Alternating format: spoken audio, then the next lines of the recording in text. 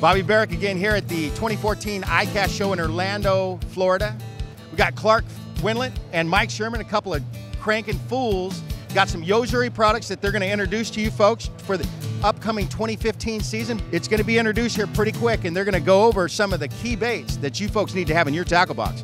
Talk to us. I'm going to start with the Yozuri 3DS series, and the 3DS is a three-dimensional bait. A lot of these got three-dimensional where you can actually see it's got a prism actually molded into the bait. And you know, like when you see shad in a really clear water, and you can see all the different reflective finishes of it. Well, the molding process that they've done on the inside of these baits, it actually reflects that light in lots of different ways. And so I'm really excited about it. We've fished a lot of these baits. Mike, let's talk a little bit about some of the baits. You know, the great thing about the baits too, like Clark said, it's such a lifelike finish, and you know how they're built that, you know, fishing tournaments, we're fishing a lot more pressured water, you know, lots of guys on the water at the same time. So the fish really get a little bit picky. This 3DS series now is really going to be a great series because a lot of them are a little bit on the smaller side, and it is going to be great. They'll catch anything you can imagine. Bass, walleye, I mean, crappie, whatever you want. But Clark, go ahead first. Well, you start telling them a little bit about some of the baits, and I'll follow up. Well, the other thing I was going to tell you about is on these baits we've got that reflective finish with the molded inside, but we've also got some solid colors. And you know, I mean, for me, where we fish in Texas, you fish in Florida, Mike, all over the country though, I kind of like having a mix of both. I like having some of the stuff where you get that real clear water, you get the reflective finishes, and some of the solid colors. One of the baits for me that really stands out though is a 3DS popper. And this little bait I think is going to be a dynamite bait. It's going to catch a lot of bass. It's small. You can tell, I mean, when you look at the size of it, it's small. Color's absolutely amazing. It's got the feather on there, and I believe this one's going to be a real winner for me. Clark, I'm looking at this right here, and I'm from the West Coast, and we throw a lot of small stuff like that in the clear water lakes that we have. And I know, you know, throughout the whole country, whether it's a farm pond, a golf course pond, whatever it may be, it's going to have some clear water, and especially in that May, June, when a lot of that stuff's kind of tiny like this right here. What kind of rod and what kind of line are you going to use to deliver an awesome looking little bait like that? And that bait's really heavier than you think. I think it's not going to be that hard to cast. I like a bait casting rod for that.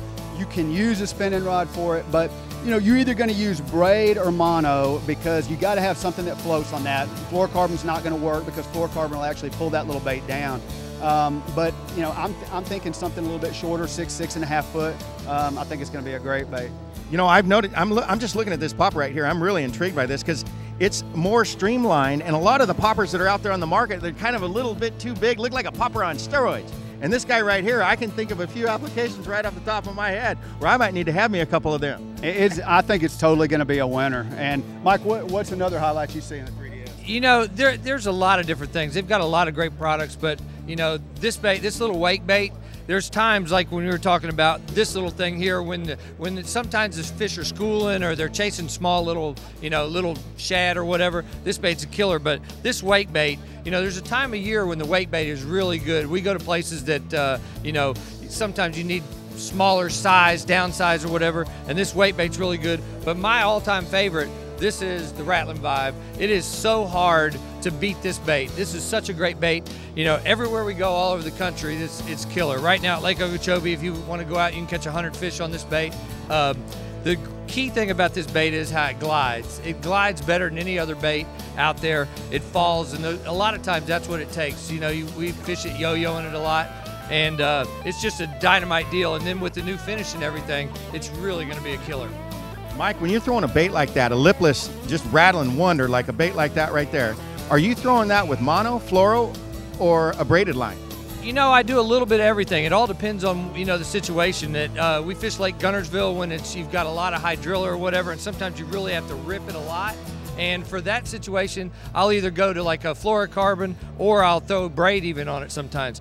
But like at Lake Okeechobee right now, we're kind of doing a lot of the outside grass lines. I personally prefer mono, and that gives the fish just a little bit longer to get it down into their mouth. I feel like I don't lose quite as many fish, but anyway, it's a dynamite bait. How about you, Clark? When you're throwing your lipless baits like this guy, I love that baby bass pattern on that thing. That is awesome. Sometimes it's just too much overkill. That's just kind of a nice blended in.